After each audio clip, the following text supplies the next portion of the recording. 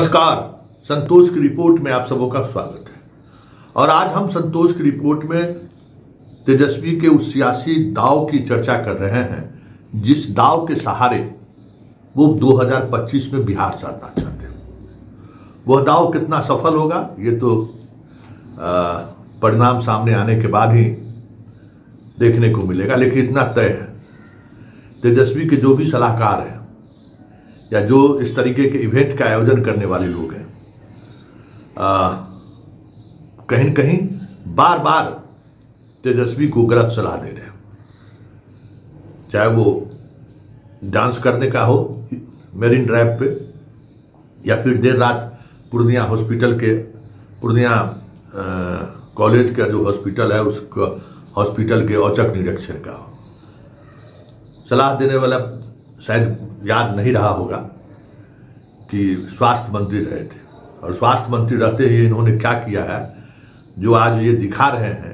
क्या इनके स्वास्थ्य मंत्री रहते हुए इनके कार्यकाल के दौरान में इस तरीके की चीजें दिखनी बंद हो गई थी? गरीब मरीजों का इलाज होना सुनिश्चित हो गया था? बड़ा सवाल है। और ये सवाल इतना मौजूद है कि बिहार के एक पूर्व स्वास्थ्य मंत्री बिहार के स्वास्थ्य व्यवस्था का की कलई खोल रहा है, और अभी तक 4 घंटे में 15 लाख लोग देख चुके हैं। लगभग 15 लाख लोग, समझ सब तेजस्वी के सारे प्लेटफॉर्म को अगर मिला दीजिए तो 15 लाख लोग देख चुके हैं। मतलब स्वास्थ्य को लेकर क्या गुस्सा है, लेकिन ये 15 लाख लोग इनको वोट करेंगे, इसमें हमें तो कोई संदेह नहीं है कि इस 15 लाख में जो है सो कितने लोग वोट करेंगे। हम समझ रहे हैं इन चीजों को। यही बात है, जब आप सरकार और सत्ता में थे तो आप क्या कर रहे थे, कहां घूम रहे थे, किस मस्ती में थे, जनता देख रही है। और आप अब सत्ता के बाहर हैं तो आप अस्पताल का निरीक्षण कर रहे हैं। वैसे आपने आईना दिखाने का काम तो किया है बिहार सरकार को कि आपके अस्पताल का क्या हाल है। आपने आईना दिखाने का काम किया है कि नीतीश कुमार पूरे टेन्योर में अस्पताल में बिल्डिंग, अस्पताल में दवाई, अस्पताल में फर्नीचर, अस्पताल में इक्विपमेंट जरूर भर दिए, हजारों हजार करोड़ का, लेकिन ना तो डॉक्टर भर पाए। डॉक्टर है तो वो समय पर इलाज करे, ये कभी सुनिश्चित नहीं कर पाए। हर अस्पताल में डॉक्टर 8-10 डॉक्टर है, लेकिन एक डॉक्टर आपको मिलेगा, बाकी 7 फरार। उस पर कभी सुधार नहीं कर सके। सरकारी अस्पतालों में, अनुमंडल अस्पताल में भी बेड की व्यवस्था है। बिहार के किसी भी अनुमंडल अस्पताल को आप उठा लीजिए, वहां आपको रोजाना भर्ती मरीज एक भी नहीं दिखेगा। जिला अस्पताल जहां सारे तरह की व्यवस्थाएं हैं, आप देख लीजिएगा कि ये सब रेफरल अस्पताल है। मरीज पहुंचा, कुछ किया, पीएमसीएच डीएमसीएच रेफर कर देगा बस। इसलिए कि जितने डॉक्टरों की पोस्टिंग है वो डॉक्टर रहते नहीं है, जितने स्टाफ की पोस्टिंग है वो स्टाफ काम नहीं करता। फिर संविदा पर बहाली का जो प्रोसेस शुरू हुआ है उसमें बहुत ऐसा है जिसको पानी चढ़ाने वाला रस नहीं मिलता है। तो ये जिम्मेवारी सभी लोगों की है। इसलिए तेजस्वी सरकार के इस पोल को खोल करके जनता को अपने पक्ष में कर लेंगे, ऐसा हमको दिखता नहीं है। लेकिन चलते चलते एक बात जरूर कह देंगे कि तेजस्वी का इस तरीके का इवेंट आयोजित करने वाले जो भी लोग हैं वो समझ जाए कि वाकई में कांग्रेस का जिस तरीके का इवेंट मैनेजर है ना, कि एआई में मोदी के माँ का वीडियो जारी करता है, ठीक उसी तरीके से कोई पॉलिटिकल समझ नहीं है, कोई पॉलिटिकल समझदारी नहीं है। पॉलिटिक्स में नैरेटिव क्या होता है इसकी समझ नहीं, बस हो बच्चा वाला नहीं होता है खेल। अरे ये कर दोगे तो बहुत जनता खुश हो जाएगी, ये कर दीजिएगा तो जनता खुश हो जाएगी। तो मेरिन ड्राइव वाला भी इसका फ्लॉप शो था, ये भी फ्लॉप शो है। हाँ, ये अलग बात है कि इस शो से बिहार के स्वास्थ्य व्यवस्था का कलई तो खोल दिया तेजस्वी ने कि क्या स्वास्थ्य व्यवस्था यहाँ पर, और स्वास्थ्य व्यवस्था के नाम पर क्या लूट।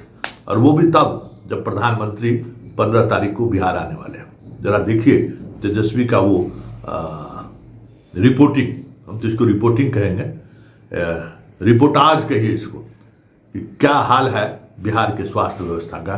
जरा आप भी आनंद लीजिए, बदलाव की बात मत सोचिए, ये भी आएंगे तो ये भी यही करेंगे, बदलाव नहीं होना है, लेकिन सजग होने की जरूरत है। ये इस व्यवस्था से बाहर कैसे बिहार निकल सकता है, इस पर सोचिए। नेताओं के भरोसे ये नहीं होने वाला है, ये तय है। ये आप हमारे पीछे GMCH देख सकते हैं, ये पूर्णिया का मेडिकल कॉलेज है। चमचमाता सा हुआ बोर्ड लगा दिया गया है और परसों प्रधानमंत्री जी आने वाले हैं। आज हमने सोचा कि औचक निरीक्षण किया जाए लीडर ऑपोजिशन के नाते कि यहाँ की हजारों करोड़ की लागत की ये बिल्डिंग का क्या फायदा है, देखा जाए।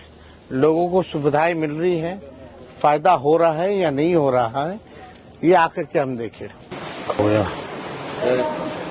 झगड़ा पैर तोड़ दिया, पैर टूट गया, एक्सरे हुआ है सर, आज बैंडेज हुआ है। सर जी बोले कि ऑपरेशन होगा। हुआ ऑपरेशन? अभी नहीं हुआ? नहीं हुआ है सर जी। कब का तारीख दिया गया? तारीख पूरी कुछ नहीं पड़ा है सर। कोई अभी तक कुछ नहीं बताया गया? जी सर जी नहीं, बोले कि अभी सामान नहीं आया है। सामान क्यों नहीं है? सामान अभी नहीं आया है, सामान आ जाने के बाद। ये तो मेडिकल कॉलेज यहाँ तो पहले से सामान होना चाहिए। अब तो सर ये बात तो नहीं कर सकते हैं, बोले अभी सामान नहीं है, सामान जब आ जाएगा। तो आप कितने दिन से लगभग? आज सर रविवार से है तो आज शनिवार हो गया। जगह नहीं है, हाँ? कोई सुविधा नहीं बच्ची के लिए, कोई बेडशीट वगैरह कुछ नहीं। यस, वो वाला काफी लोग हैं नीचे। नहीं,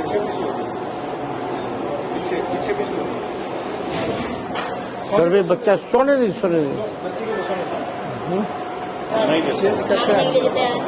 ये तो नियम बना हुआ है कि हर दिन आपको नया बेडशीट मिलेगा।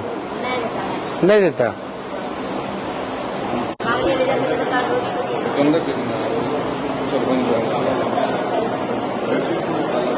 नहीं, वही स्थिति देख लीजिए, कहीं स्थिति नहीं है। पूरा धुलाया नहीं है कितना दिन से? अच्छा बताइए, इलाज करा रहे हैं कि इन्फेक्शन पाइएगा? इतना पैसा खर्च होता है, इलाज जो है नाम का कुछ नहीं, बस केवल जो है प्रचार ही हो रहा है और कुछ नहीं हो रहा। हर दिन बेडशीट बदला जाना चाहिए, हर रंग का, सतरंगी। ये योजना है, सतरंगी बेडशीट होना चाहिए। बदला जा रहा है, नहीं बदला जा रहा है? कुछ नहीं, इसी में मतलब लेडी और पुरुष दोनों आते हैं इसमें। इसी में ऊंचाई पर कैसे चढ़ता है? कोई सफाई करने वाला नहीं है। इसका पैर टूटा हुआ है, इतना कैसे चढ़ेगा? सब टूटा हुआ पैर वाला है। आप कैसे उठा के ले जाता है लोग? ये स्थिति है, उस भी नहीं सकता है। आप स्थिति दिखाइए।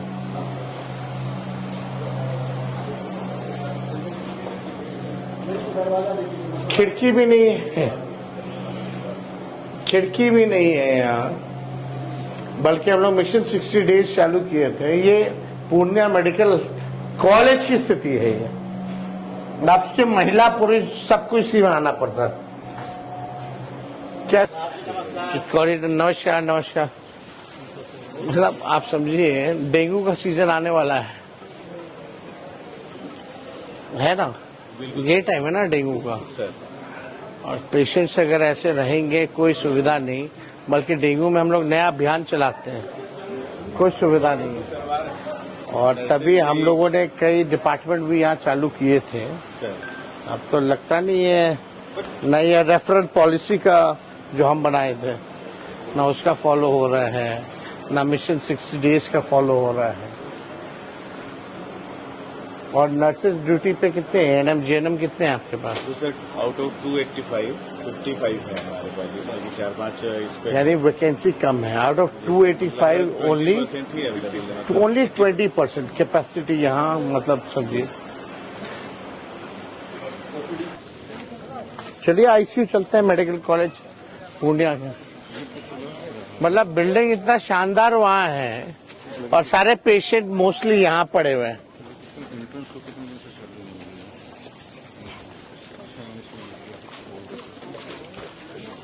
आप लोग के जो एंट्रेंस है सर उन लोगों को सैलरी मिली है? इस प्रोसेस में हो गया है सर। प्रोसेस में मिला नहीं ना है। कार्डियोलॉजी है क्या? कार्डियोलॉजिस्ट का पोस्टिंग नहीं है सर। कार्डियोलॉजिस्ट का पोस्टिंग ही नहीं हुआ अभी तक। सुपर स्पेशलिटी का अभी अंडर ग्रेजुएट मेडिकल स्टूडेंट के लिए किया गया है। तो ये शिशु वार्ड है, आप नजारा देख सकते हैं। ये भी हम लोग को हैंड ओवर नहीं हुआ है, इसलिए बच्चे यहाँ ये भी नहीं हुआ है इलेक्ट्रिकल और आपने बिल्डिंग बनाने के लिए पेशेंट्स को बाहर कर। छोटे छोटे बच्चे हैं, आपने डेंगू वार्ड बना रखा है और इनको डेंगू नहीं होगा। दुर्भाग्य है पूर्णिया के लोगों का, सीमांचल के लोगों का, गरीबों का, कि अभी भी ओल्ड बिल्डिंग जो है, सारे पेशेंट ओल्ड बिल्डिंग में ठूसे पड़े। ये शब्द ठीक होगा, ठूसे पड़े हैं। बेड नहीं, दवा नहीं, नर्सेस की कमी, डॉक्टरों की कमी। और ये मेडिकल कॉलेज है, लेक्चरर प्रोफेसर्स में यहाँ केवल 20% है।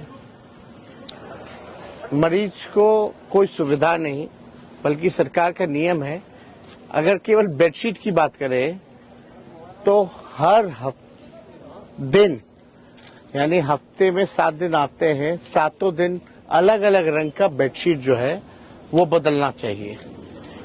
मरीज अपना बेडशीट लाते हैं, खुद बच्चे। दुख होता है देख करके कि नरेंद्र मोदी जी 11 साल प्रधानमंत्री, नड्डा जी आज बिहार में आए हैं, हेल्थ मिनिस्टर रह चुके हैं, 20 साल से नीतीश कुमार जी मुख्यमंत्री, एनडीए की सरकार, और ये बिल्डिंग किस काम का है? ना डॉक्टर है, ना प्रोफेसर है, ना टेक्नीशियंस है, ना नर्सेज हैं, ना दवाइयां हैं। यहाँ आईसीयू नहीं है, यहाँ ट्रॉमा सेंटर नहीं है। आप समझ जाइए, कोई मेडिकल कॉलेज में आईसीयू और ट्रॉमा सेंटर ना हो तो क्या स्थिति जो है बनी हुई है।